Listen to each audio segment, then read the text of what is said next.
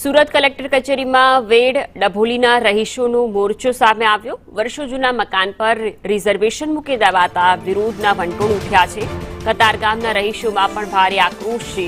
TP 4950 અને 51માં reservation દૂર કરવાની માંગણી।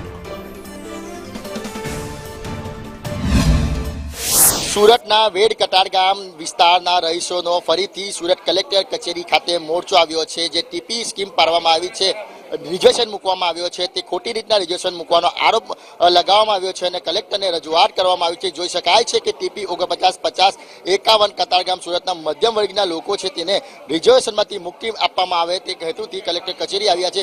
સાહેબ, કેટલા વખતથી રિઝર્વેશન મૂકવામાં આવ્યો છે અને કેમ રિઝર્વેશન દૂર કરવાની માંગ કરવામાં આવી છે?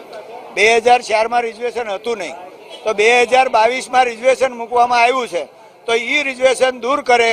આ બધા જ પબ્લિકને જ્યારે પ્લોટ લીધા ને ત્યારે ખબર નહોતી કે આમાં રિઝર્વેશન છે અને હતુંય નહીં, આ પાછળથી 22માં નાખી દીધું છે। એટલે આમ સરકાર એમ કહે છે કે અમે બધાને લોકોને મકાનવાળા કરવી છીએ અને જેના મકાન છે એના લઈ લેવી છીએ। આ એ વસ્તુ બની છે, જેને બનાવ્યા છે માંડ લોકોએ લોન કરીને મકાન બનાવ્યા હોય એ મકાન લઈ લે છે અને બીજા મકાન અમે આવાસ ફાળવી છીએ। આવી જાહેરાતો કરે છે, એ ખોટી જાહેરાતો છે।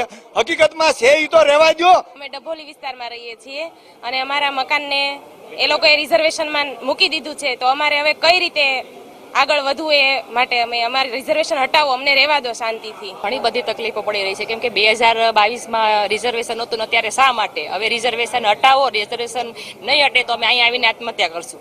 કેમેરા પર્સન ભૂષણ ચૌધરી સાથે મનીષ પરમાર, સંદેશ ન્યૂઝ, સુરત।